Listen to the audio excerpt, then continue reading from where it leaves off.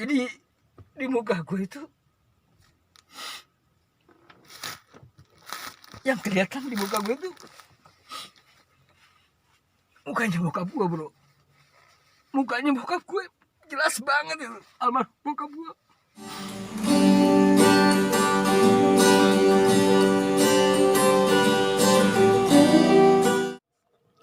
Assalamualaikum warahmatullahi wabarakatuh.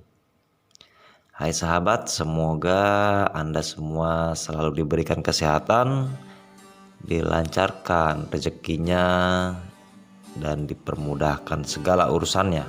Amin. Jumpa kembali bersama saya Ganis di channel Kisah Inspiratif.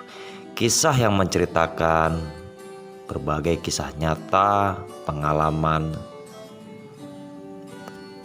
dari narasumber yang mengalami suatu kejadian. Pada kali ini kita akan mengangkat cerita dari Bang Ivit. Dia bersama seorang rekannya melakukan sebuah ritual cakbut sukma. Tetapi banyak kendala yang dia temui dan akhirnya mereka menjadi tidak melakukan kegiatan tersebut. Ada apakah gerangan? Mari kita saksikan dan kita dengarkan penuturan dari Bang Ivit. Jangan lupa like, subscribe, komen, dan share agar channel saya bisa berkembang. Terima kasih dan selamat menyaksikan. Assalamualaikum warahmatullahi wabarakatuh. Nama gue yang biasa panggil aja ya, nama gue Ipit. Teman-teman gue biasa panggil Kang Ipit. Kebetulan gue untuk saat ini gue aktif di komunitas Kakap Tangerang, komunitas kabar Panongan. Buat teman-teman yang tahu Kakap, bisa dilihat kok, bisa dilihat di channel YouTube Kakap Tangerang. Jangan lupa kalau udah lihat channel YouTube Kakap Tangerang, subscribe bro, subscribe kan gratis. Dan gue juga mau ucapin makasih buat teman gue nih yang mau ngangkat cerita dari gue. Mudah-mudahan sih jadi kisah inspiratif buat teman-teman semua. Oke. Waktu itu terjadi sekitar 11 tahun yang lalu kurang lebih. Awal mulanya gue punya teman waktu itu dalam kondisi ya boleh dikatakan serba kekurangan. Ya katakanlah teman gue itu apa ya, saat itu kondisinya lagi dililit utang. Bahkan yang bikin gue lebih prihatin lagi, buat makan anak sama istrinya aja kadang dari kita teman kerjanya gitu. Nah suatu ketika gue juga nggak habis pikir, dan yang bikin gue nggak ngerti kok bisa teman gue tuh senekat itu gitu loh. Jadi waktu itu di tempat kerja gue, di seberang jalan itu ada warung gado-gado lah, tempat kita nongkrong kalau lagi break, kalau lagi santai, kerjaan lagi kosong. Kita di situ tempatnya, tempat nongkrongnya. Waktu itu teman gue tuh ceritalah tentang keadaan dia, tentang kehidupan dia gitu kan. Padahal kalau menurut gue penghasilan dia tuh di atas rata-rata. Jauh lah sama penghasilan gue waktu itu gitu kan. Gue nggak tahu banyak tentang cerita dia sama tukang gado-gado itu. Sedikit yang gue dengar, jadi tukang gado-gado itu punya teman juga. Karena di situ deket proyek juga, karena jadi orang-orang proyek itu sering makan gado-gado di situ. Temen gue cerita sama tukang gado-gado. Nah, tukang gado-gado itu ngasih saran ke teman gue. Karena memang waktu itu boleh katakan kehidupan teman gue lagi pailit. Itu tadi, bahkan makan anak istrinya aja kadang kalau lagi istirahat kerja, dia pulang ke rumah, balik lagi ke kantor, dia bilang, lu ada dana nggak gitu kan. Ya gue bilang, gue tanya balik dong, dia bilang buat apa sih gitu kan. Yang bikin gue prihatin dia sampai bilang, anak bini gue belum makan. Ya gue sebagai teman ya merasa gimana ya, merasa miris juga dengan kehidupan dia gitu loh. Dan suatu ketika di lain hari dia datang ke rumah gue, dia bercerita gini. Dia bercerita sama Kang Gado-Gado, kata Kang Gado-Gado disarankan bahwa katanya kalau memang hidup lo mau meningkat, penghasilan lo mau nambah gitu kan, disuruh pergi ke suatu tempat. Yang jelas daerah Jawa Barat lah. Maaf untuk teman gue nggak sebutin nama ya, karena itu privasi juga. Dan kebetulan teman gue ini udah almarhum. Yang mudah-mudahan dia ditempatkan di sisi Tuhan yang paling mulia lah. Dan juga gue juga mohon maaf sebelumnya buat teman gue yang udah almarhum. Gue angkat cerita ini, gue gak ada maksud apa-apa. Gue cuma ingin memotivasi teman-teman aja. Singkat cerita, setelah dia dari rumah gue, dia ngajak ke suatu tempat. Awalnya gue nolak. Gue bilang, kenapa sih kita harus ambil jalan pintas itu gitu loh. Akhirnya pagi-paginya kita ketemu lagi di tempat kerja. Dia cerita lagi, ngajakin gue maksa. Sampai gue alasan gue tuh gak ada ongkos, gue bilang. Karena mungkin keinginan dia udah kuat, akhirnya dia bilang, udah lu gak bisa, gue bisa mikirin ongkos katanya. Semua gue yang tanggung. Temen gue bilang seperti itu. Dan dengan rasa kasihan, rasa iba gue sama temen gue, karena gue tahu bagaimana kehidupan dia sehari-hari. Jadi pulang ke rumah kena makian istri segala macem, dilihat anak belum makan. Akhirnya gue terenyuh juga. Gue bilang, ya oke lah, tapi jangan ada embel macem-macem, gue bilang. Misalkan ada syarat segala macem, mesti ada maharnya kan gitu. Nah teman gue tuh bilang sama gue, kata si tukang gado-gado itu katanya, di situ nggak ada mahar, sama sekali nggak ada mahar, gitu kan. Akhirnya jiwa nekat temen gue tuh semakin jadi kenapa ya, ke satu sisi nggak pakai mahar. Ya waktu itu sama zaman sekarang nggak jauh beda bro. Siapa yang nggak tertarik sih gitu kan, dapetin sesuatu hal yang nggak pakai modal, siapa sih yang nggak tertarik gitu kan. Akhirnya dengan pembicaraan yang lebih jauh gue sama teman gue itu, akhirnya pun gue berpikir ya udahlah, ayolah kita berangkat gitu kan. Dan waktu itu berangkat itu memang gue juga bawa modal pas-pasan sebetulnya, cuma buat ongkos buat makan. Ya gue pikir kan karena teman gue bilang dia bawa apa, dia mau nanggung perjalanan gue, ya oke lah gue bilang. Singkat cerita gini, pas mau berangkat itu kita janjian berangkat pagi jam 6 pagi kita berangkat kan, karena perjalanan ke suatu tempat itu lumayan jauh gitu kan. Tapi pas jam 6 pagi gue udah siap, udah rapi lah, siap berangkat, udah pamit dari rumah. Gue bilang gue izin kerja, gue mau ada perluan sama teman gue. Dan gue nggak tahu dia tuh molor dengan waktu yang sudah dijanjikan.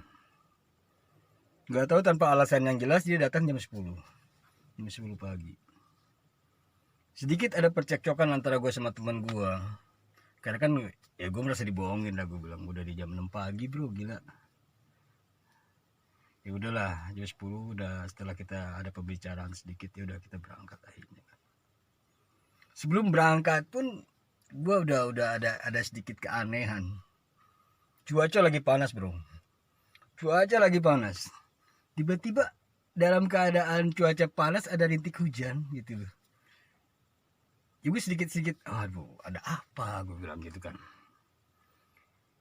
Tapi teman gue semakin jadi, ayolah kata berangkat. hujan begini mah nggak masalah, dia bilang. Ini gue paksain tuh, gue paksain berangkat suatu tempat. Kita berangkat jam 10, kita naik bis kan di tol. Sampailah kita ke terminal.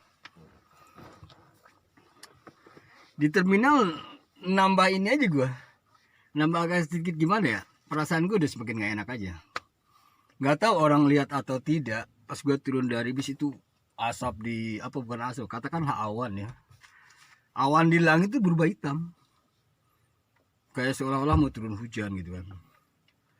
Padahal ya itu tadi cuaca lagi panas. Gue sampai terminal itu kurang lebih jam berapa ya, pikiran jam 4 deh kalau nggak salah. Habis dari turun dari mobil, gue jadi musola dulu kan, gue sholat asar dulu. Nah teman gue sampai yang gue lucunya apa, teman kita masih sempat bercanda gitu loh, lu kita mau ke tempat begini aja lu masih mau sholat katanya gitu kan. Gue bilang sholat mah kewajiban, gue bilang kan gitu, kalau urusan itu ya urusan hati gitu, tapi kewajiban harus kita tunaikan, gue bilang kan gitu. Sempat bercanda begitu di terminal, ambil makan di warteg gitu, ambil makan gitu kan. Gue lihat asap yang hitam, ya apa, awan yang hitam itu, tapi nggak turun hujan. Tapi anehnya pas gue naik angkot yang ke jurusan tempat tersebut, itu mulai turun hujan badai. Apa hujan badai pokoknya. Sampai mobil itu boleh katakan ngerayap, mobil angkot. Karena apa, nggak kelihatan jalan bro, gila hujan badai. Itu dari situ gue udah sempat berpikir, waduh ada apa lagi nih gitu kan. Udah, itu hujan gak berhenti selama perjalanan bro, sampai ke katakanlah berhenti di pangkalan ojek kalau nggak salah, itu pertigaan pangkalan ojek, itu masih hujan. Itu kondisi sekirang lebih jam 5:30 mau maghrib bro, hujan badai. Kondisi dalam keadaan hujan badai itu kan gelap.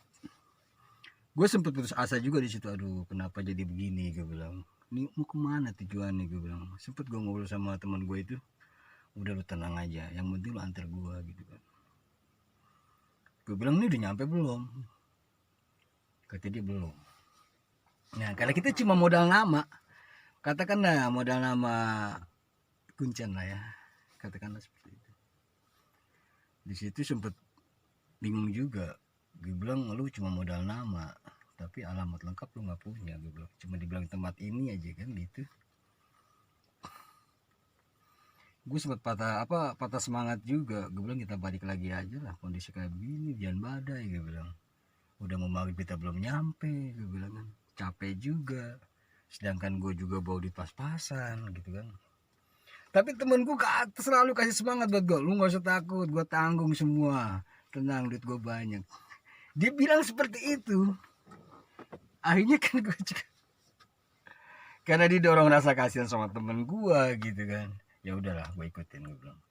Berangkatlah kita naik ojek. Itu masih kondisi hujan badai, karena gue pikir kalau nggak berangkat sekarang kita pasti kemalaman nih. Sedangkan kita belum tahu rutenya berapa kilometer, kita nggak tahu ke rumah yang kita tuju gitu kan. Akhirnya kita berangkat, pakailah kita, katakanlah jas hujan, kita pakai jas hujanan di ojek. Waktu 10 tahun atau 11 tahun ke belakang, uang 20.000 lumayan gede bro, lumayan gede waktu itu. Gue bayar ojek tuh segitu, 20.000 gitu loh. Gue nggak tahu lah jaraknya berapa kilometer gitu kan, masanya jalannya ya kayak bukit gitu loh, kanan kiri ada jurang juga gitu kan. Sambil ngobrol sama Kang Ojek, sebutin nama ini, kebetulan dia tahu. Kang Ojek itu sempat nanya gitu sama gue, tujuannya apa ke rumah itu gitu kan. Ya gue bilang gue sih nganter temen. Nah Kang Ojek itu cekikikan sambil ketawa gitu kan. Itu yang bikin gue nggak ngerti loh. Gue sebutin nama rumah yang dituju, kok dia ketawa gitu. Jadi seolah-olah kayak tahu gitu, seolah kayak tahu tujuan gue sama teman gue gitu. Tanpa gue tanya, Kang Ojek itu ngomong, memang bener pak katanya, kalau kita lagi kekurangan duit ke situ larinya. Nah di situ kan berarti pikiran gue itu, berarti ini orang pada sembarangan. Sampai Kang ojek aja yang jaraknya kilometer ke tempat tujuan tahu gitu loh. Mungkin banyak orang yang ke situ gitu, mungkin, tapi ya gitu loh. Nah singkat cerita sampailah gue di gang rumahnya itu. Di perjalanan memang sepi namanya kita naik gunung gitu kan, naik gunung. Nah ngelewatin gunung itu barulah kita ketemu kampung. Gue rasa kalau dibilang kampung nggak juga sebetulnya, karena gue lihat dari rumah-rumah juga udah modern waktu itu gitu kan, udah banyak gedung-gedung juga. Gue bilang sih nggak kampung juga sih. Ya gue berhenti lah di satu gang gue berhenti. Gue nanya dulu yang mana rumahnya. Dia unjukin lurus, nanti seberang jalan ada musola. Nah seberang musola itu rumahnya, dia bilang gitu.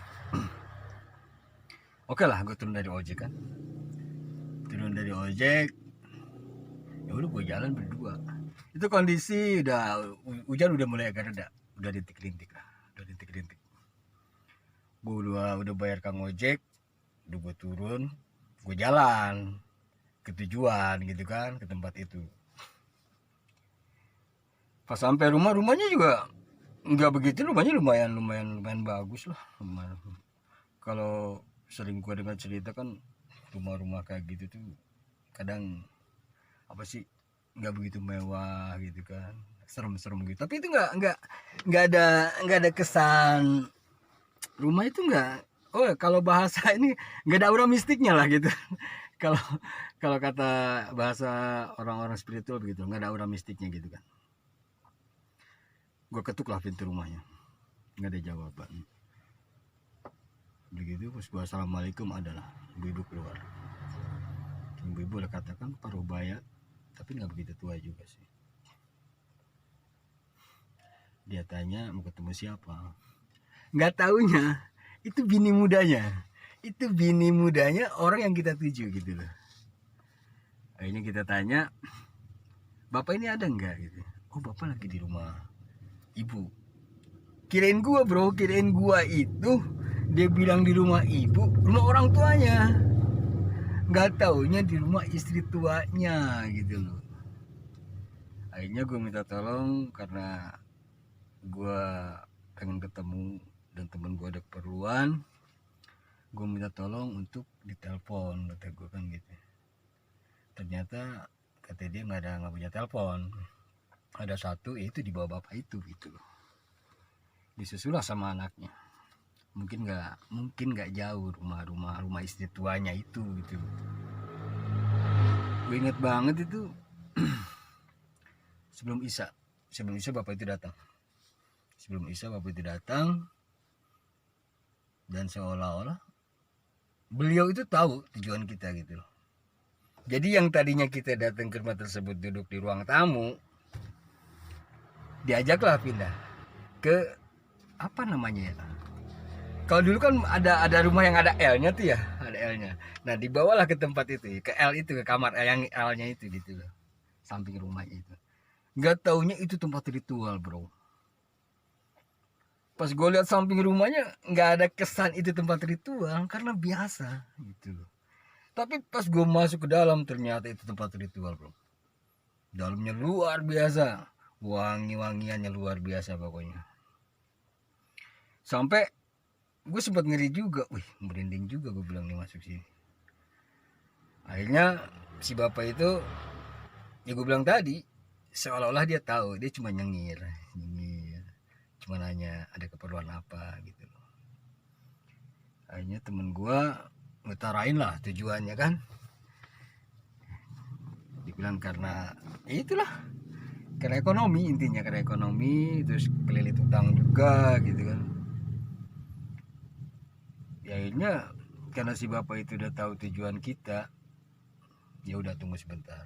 Dia masuk ke ruang khusus tuh, ada di dalam kamar itu ada 2 ruang sebetulnya. Yang satu tempat ritualnya itu tempat tidur, tapi di bawahnya kolam ikan mas gede-gede. gue sempet tanda tanya, wih, di dalam kamar gitu loh, masih ada kolam di dalamnya, di atasnya tempat tidur. Nggak tahu itu tempat ritual bro. Kirain gue, wah enak juga nih gitu kan, desain rumah enak juga gue bilang. Di dalam kamar kita sambil tiduran denger gemericik air, nengok ke bawah ada ikan mas lagi jalan lagi ini kan enak banget gue rasa. Gue pikir wah gue ngikutin nih dalam hati gue kan, boleh nih gue bilang. Nggak taunya pas si bapak itu keluar dari kamar ritualnya, dia keluar, katakanlah bawa sesajen. Pas bawa sesajen itu akhirnya temen gue dipanggil.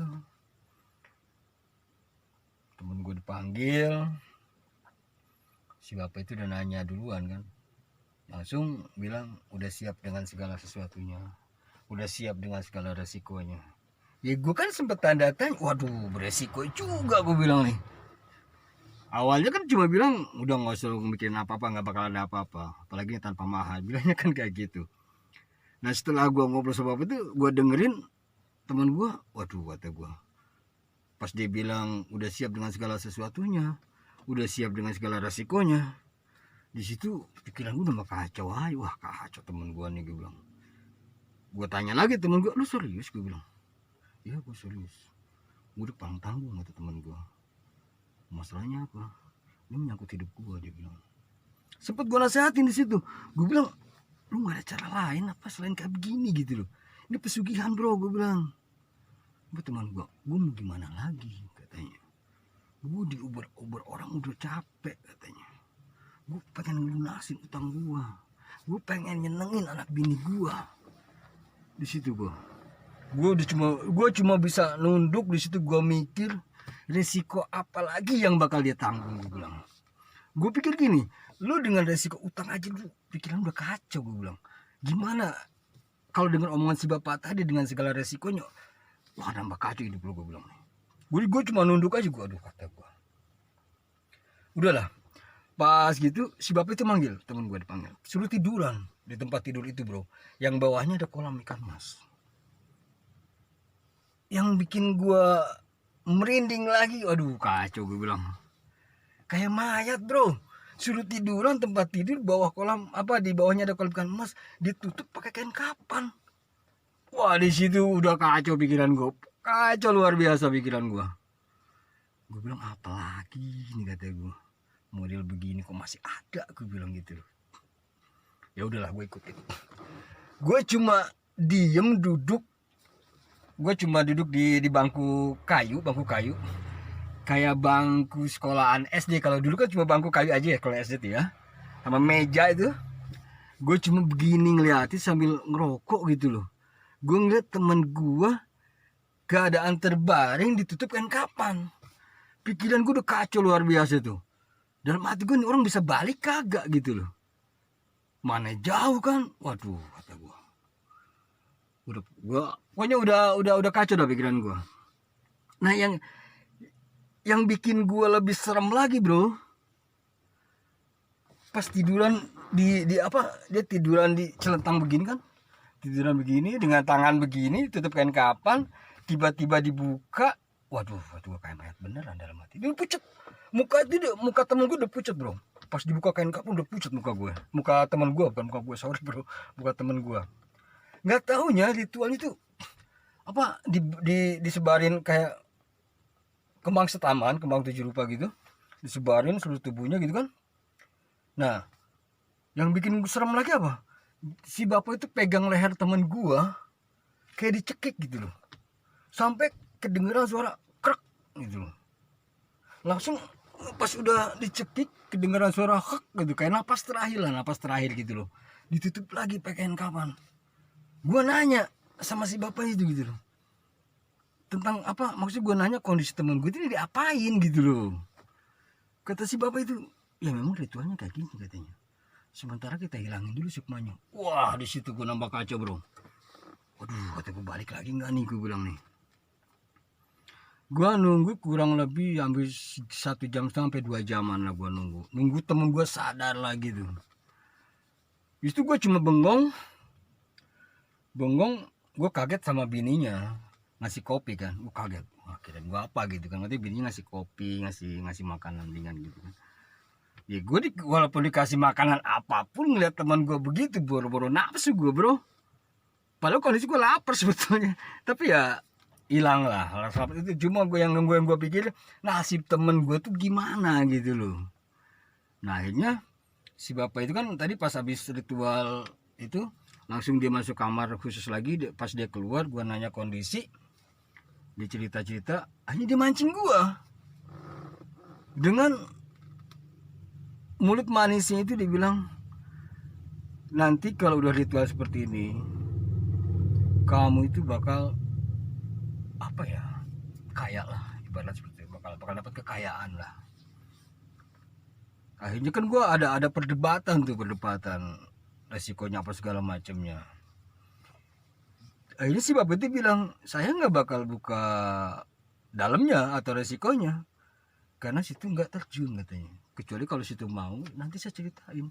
Itu pun setelah ritual baru dia mau cerita gitu kan. Nah dari situlah gue berpikir, ini bukan permainan abal-abal kalau ibarat kata ya. Ini bukan permainan yang biasa gitu loh. Ini udah luar biasa, gue bilang. Waduh kacau nih. Bahkan sampai dia menawarkan kalau memang nggak mau ritual seperti itu bisa JM. Itu asing juga buat gue.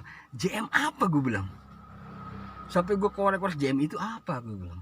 Nggak, itu singkatan bro. Jual musuh.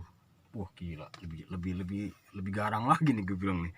Jual musuh maksudnya gimana ceritanya, gue bilang. Dia bilang misalkan situ punya musuh, situ nggak berani, jual aja sama saya katanya, nanti saya ganti. Gantinya dengan apa? Dengan rupiah. Wah kacau nih gue bilang. Ini kacau nih gue bilang nih. Sampai nawarin seperti itu, sampai nawarin, pokoknya dia cerita panjang lebar tentang pesugihan itu. Sampai dia nawarin gini, ada juga jual janin katanya. Loh, gue penasaran juga bro, jual janin kayak gimana sih, gue bilang kan gitu. Katanya orang yang nggak menginginkan nggak mau, intinya nggak menginginkan anak gitu kan, bisa jual janin katanya kan gitu.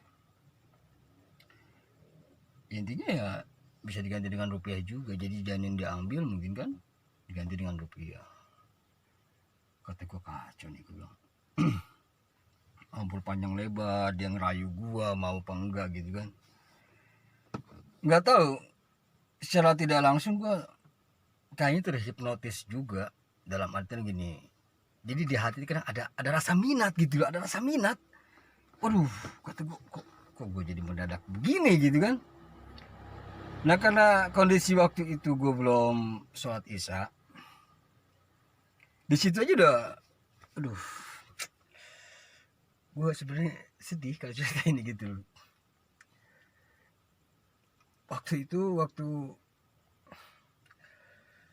gue merasa terhipnotis sampai gue ada rasa niatan seperti itu. Yang terbayang, jadi di muka gue itu yang kelihatan di muka gue itu mukanya bokap gue bro. Mukanya bokap gue jelas banget itu, almarhum bokap gue. Mudah-mudahan orang tua gue ditempatkan di surganya Allah. Itu yang bikin gue mirip itu. Ada apa lagi atau gue? Ya karena terbayang mukanya almarhum bokap gue. Akhirnya gue pamit untuk sholat isya. Karena kebetulan musola itu seberang rumah beliau itu. Dan gue nggak ngerti, selepas sholat isya seolah-olah almarhum bokap gue datang, jadi bilang tujuan lu apa kesini gitu kan. Gue dari kecil ngebiayain lu, sekolahin lu, gue pengen lu bisa ngaji gitu kan. Kenapa lu sampai kesini gitu, kata. Itu jelas banget di kuping itu, jelas banget almarhum bokap gue tuh bilang seperti itu. Makanya dari situ ya Allah gue bilang, jangan sampai gue terjerumus sampai kayak gini gitu. Itu dengan kondisi teman gue belum sadar bro. Kondisi teman gue belum sadar itu.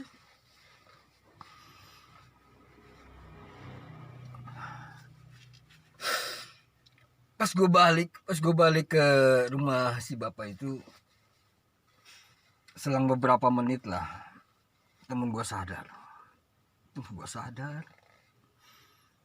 Pas dia sadar kayak orang linglung, kayak bukan di dunianya gitu loh.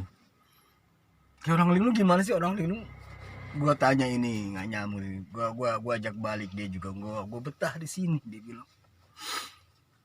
Gue betah di sini, enak tempatnya, dia bilang seperti itu bro.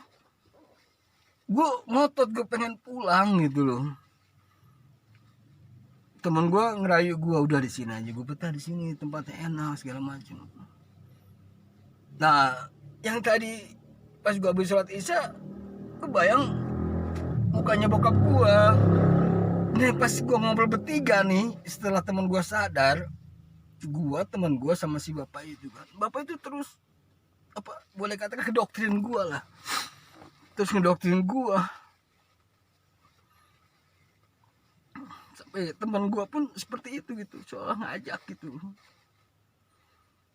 Dan alhamdulillahnya nggak tahu itu pikiran gue atau nggak tahu itu juga memang nyata adanya gitu loh, karena di obrolan kedua itu anak gue seolah-olah manggil gitu loh.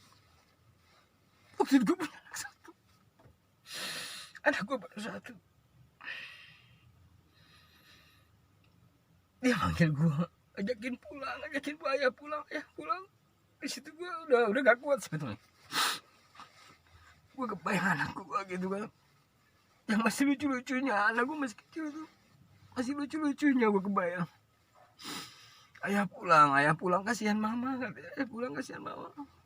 Gue nggak tahu itu bertanda apa lagi, gue nggak tahu gitu kan.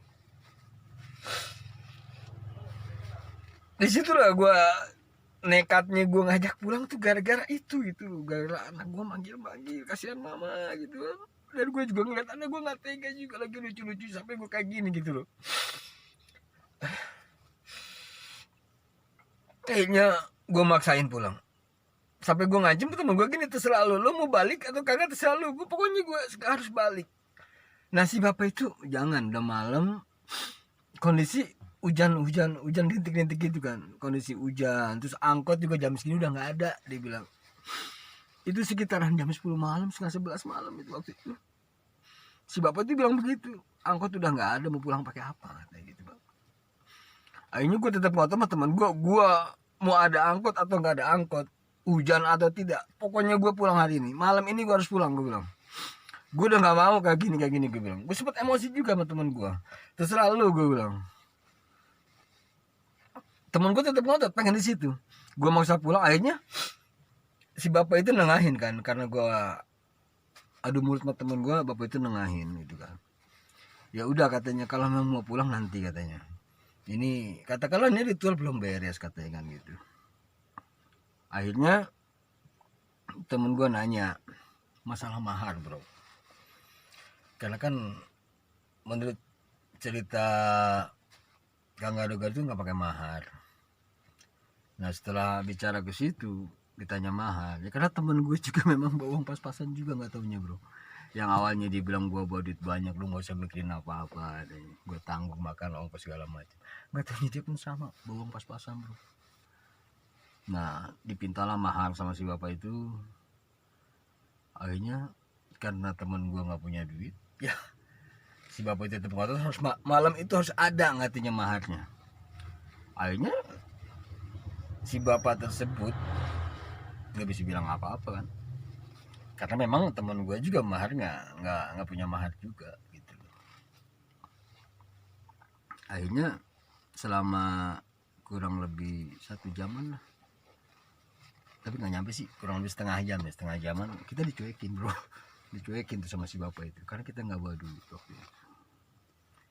Akhirnya gue sama temen gue mutusin ya udah kita balik aja lah. Ya alhamdulillahnya itu, dengan bayangan almarhum bokap gue, dengan bayangan anak gue manggil gue suruh pulang, dan tertolongnya nggak punya mahar. Itu gue alhamdulillah banget, untung nggak bawa mahar, gue bilang. Kalau lu bawa mahar mungkin gue juga jadi korban, gue bilang kan gitu. Akhirnya gue mutusin pokoknya kita balik aja udah. Jam 11 kurang lebih 11-an lah, kurang lebih itu ya. Kayaknya lewat ya, kayaknya udah mulai ini sih. Ya jam 11 lewat lah, pada jam-jam segitu. Gue mutusin balik. Akhirnya gue balik sama teman gue kan, gue pamitan pun ya mungkin si bapak itu merasa rugi karena udah ritual tapi nggak jadi gitu loh. Dengan muka masamnya dia ngizinin gue balik gitu loh.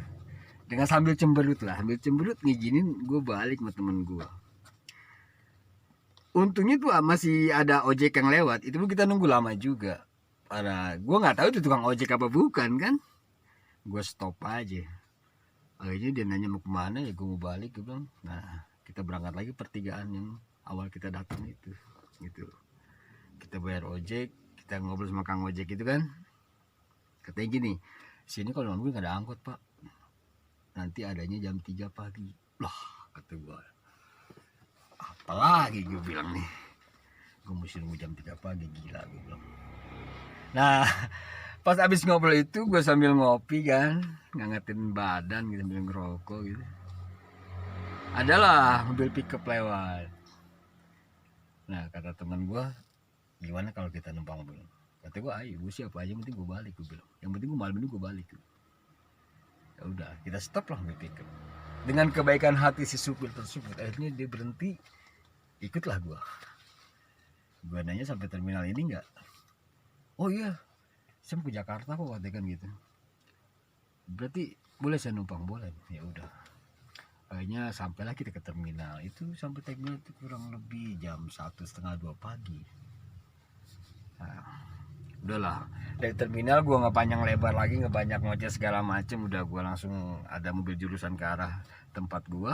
Ya udah gue langsung cabut aja kan.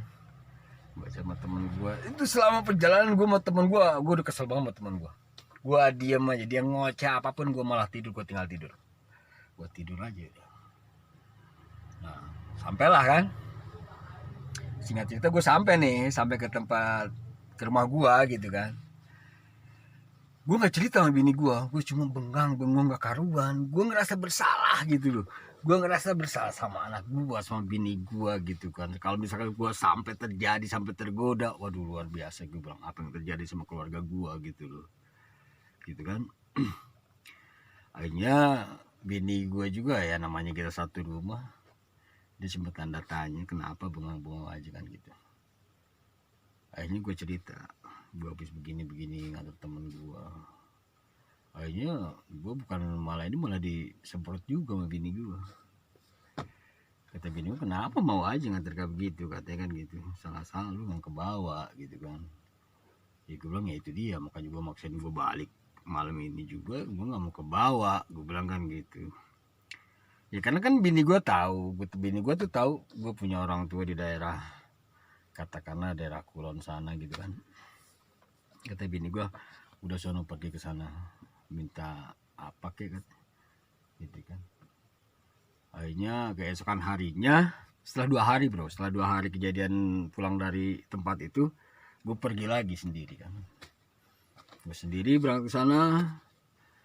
Nah sini ada lagi nih yang bikin gue nggak masuk pikiran gue. Pokoknya intinya nggak masuk nalar gue lah. Singkat cerita gue berangkat gitu kan. Gue berangkat nyampe sono.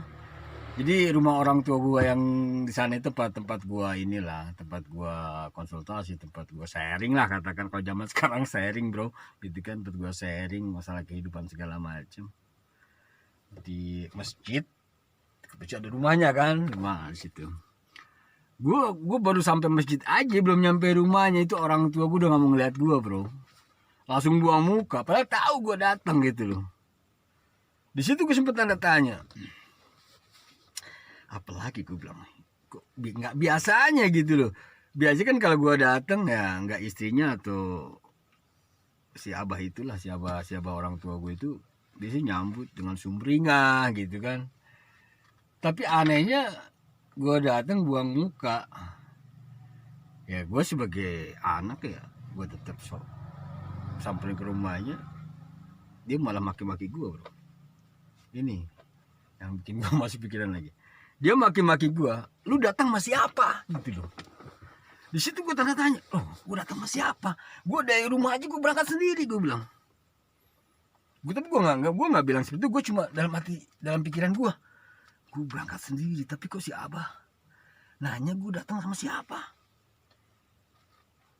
Gue cuma bengang tengok kiri kan, emang gak ada siapa-siapa, gue bilang gitu. Sampai dia sambil dengan muka katakanlah marah lah, muka marah gitu. Lu kalau gue tanya jawab, lu datang sama siapa? Dengan bahasa Sunda, logat Sunda tahu kan? Si datang jeung saha gitu loh, kan gitu. Gue bilang, ya saya sorangan gitu loh. Si ulang ngabohongan aing nyaho si datang jeung saha kunaon manuk kitu. Nah, itu loh yang bikin gue penasaran, kunaon datang jeung nu kitu. Kalau bahasa Indonesia lu kenapa bawa yang begitu gitu loh. Nah kan gue nambah nggak ngerti aja kan. Lah, gue nengok ke belakang, ya gak ada siapa-siapa gitu loh. Di situ gue berpikir, waduh, jangan kejadian kemarin gitu loh. Sampai ikut sama gue, sampai ikut ke pantesan, pas gue datang ke rumah, itu kesan rumah itu gimana sih? Kayak ada makhluk lain lah gitu di rumah gue gitu kan. Nah makanya mungkin bini gue juga paham kali ya, dia nyaranin gue buru-buru ke sana gitu loh. Nah udah gitu pas gue nanya lagi, bah emang sebenarnya naon saya datang sorangan gitu loh. Dia berulang-ulang sia datang duaan aing nyaho sia datang duaan gitu loh. Gue bilang jeung saha gitu loh. Sedangkan gue dari rumah sendiri bro. Gue nggak cuma berdua sama motor sama helm itu doang gitu loh. Akhirnya dengan ada marah, buka baju siata. Gue suruh buka jaket bro. Gue buka jaket. Kirain gue dengan buka jaket beres, kelar masalah itu kan. Nggak taunya pas gue buka jaket, datanglah si Umi, istrinya itu. Ambil air katanya. Ambil air putih dia, 1 gelas gede. 1 gelas gitu kan, suruh minum gue. Gue bilang nggak biasanya gitu kan. Ada apa sih sebenarnya gitu loh. Ya udah gue minum aja kan, minum.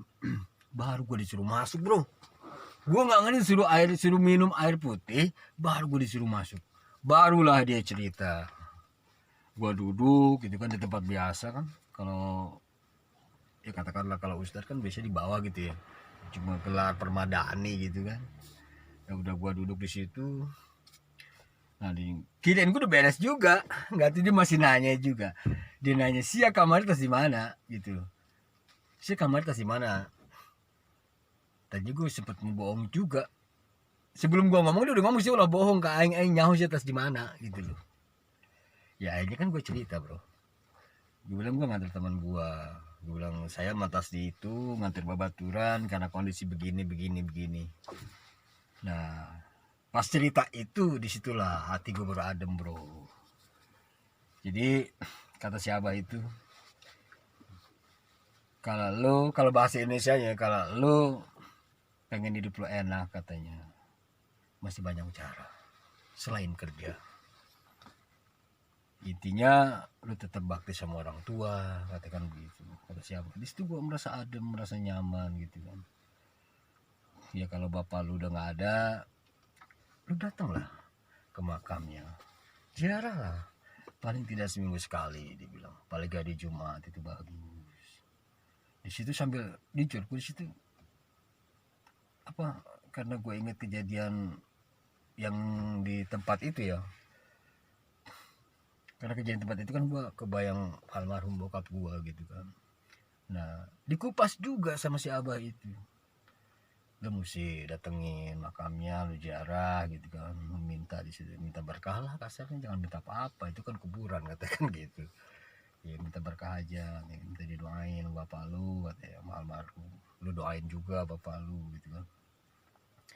Terus itu gue adem sampai dia bilang, kalau lu pengen ya katakanlah hidup sejahtera ya sering-sering lah, dia bilang kan gitu. Kalau lu pengen masuk surga ya kuncinya di ibu lu gitu. Dia berulang-ulang, kalau lu pengen masuk surga kuncinya di ibu lu, di emak lu katanya, jangan coba penyakitin emak lu kan gitu. Akhirnya lepas dari situ gue nginep di sana semalam tuh. ada lagi satu keunikan bro. Pagi-pagi gue bangun tidur subuh saya bangun gue sholat subuh. Habis sholat subuh gue suruh duduk adep-adepan sama dia. Gue nggak ngerti dia ngambil apa, gue nggak ngelihat dia ngambil barang apa, tiba-tiba dia pegang tangan gue. Nih, taruhlah tangan gue.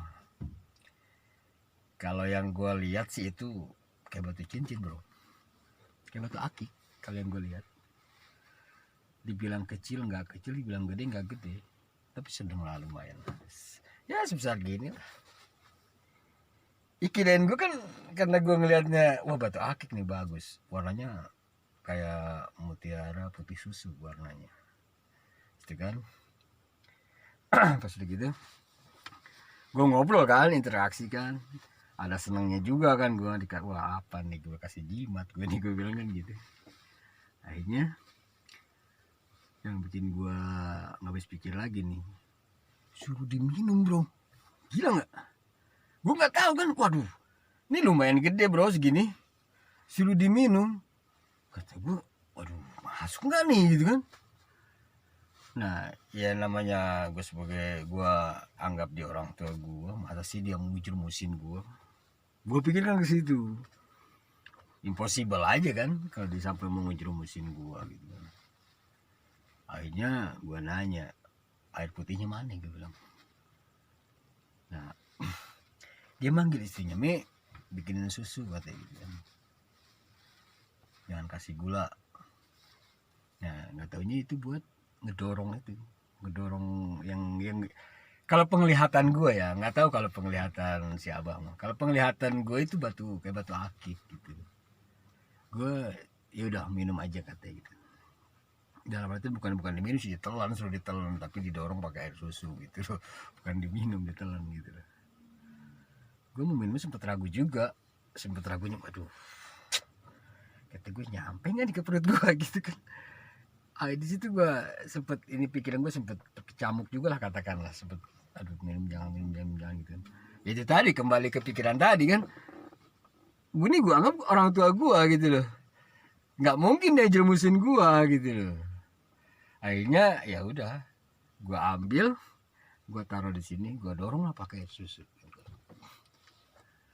Udah gitu, gimana rasanya katanya?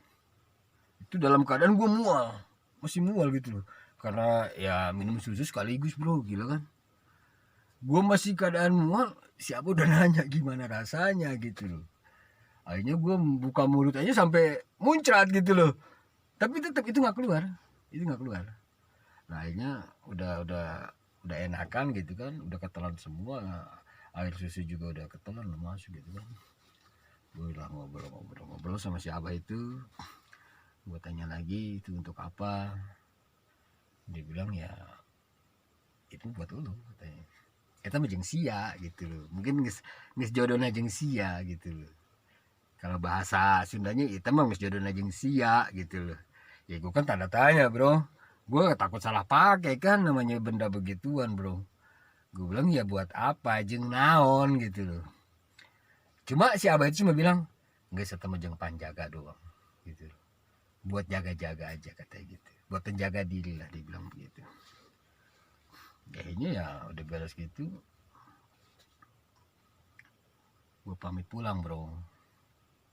Gue bilang gue mau balik, gue bilang sama si abah itu, bah saya pamit pulang gitu kan, karena kan saya ninggalkan pegawaian dia bisa berapa gitu kan, udah berapa hari gue ninggalin kerjaan gitu loh. Gue takut juga bro sampai dipecat mah, gimana anak bini gue kalau dipecat kan gitu. Akhirnya gue pamit pulang. Nah dari situlah gue adem gitu kan. Sering gue akhirnya gue inget terus tuh omongan si abah itu, sering rajin lah ke makam almarhum bapak gitu kan. Akhirnya gue jalanin tuh, kalau nggak pagi pasti selepas Jumat gue coba ziarah terus tuh. Dan sisi positifnya yang gue dapet, alhamdulillah ya, hidup gue sekarang nggak susah amat loh gitu. walaupun gak kayak orang-orang tapi nggak susah amat gitu. Memang kadang gue jadi inget waktu perjanjian sama bini gue awal-awal rumah tangga gitu loh. Gue bilang kita jangan pengen jadi orang kaya, gue bilang. Kita cukup jadi orang yang layak, gue bilang. Kehidupan kita itu cukup jadi orang layak gitu. Dalam artian gini, orang lain pakai baju baru, kita pakai baju baru, gue bilang. Orang lain makan enak, kita makan enak gitu. Orang punya kendaraan, ya kita harus punya kendaraan. Itu tujuan gue. Gue nggak muluk, gue harus punya ini, punya itu, gue nggak. Minimal itu, gue harus hidup layak. Gitu. Jadi pesan gue buat teman-teman yang dengar cerita gue. Jadi sesulit apapun kehidupan, carilah cara yang terbaik buat solusinya gitu. Masih banyak kok, masih banyak solusinya. Nggak harus jalan pintas seperti itu. Karena yang gue tahu, jalan pintas seperti itu pun mengandung resiko, bro. Hati-hati gitu loh. Apa sih yang kita cari di dunia gitu loh? Karena gue sering dengar dunia ini cuma persinggahan, bro. Kita nggak bakal lama di dunia gitu loh. Jadi gue berpikirnya, ya gue harus persiapin akhirat gue gitu loh, kan gitu. Jadi pernah gue dengar juga, ya katakanlah kayak semacam pepatah. Jadi hidup yang baik di dunia itu bukan orang yang punya segalanya, tapi orang yang mempersiapkan bekal akhiratnya. Itulah cerita singkat dari gua. Mudah-mudahan bisa ambil sisi positif, sisi baiknya dari cerita tadi buat teman-teman semua.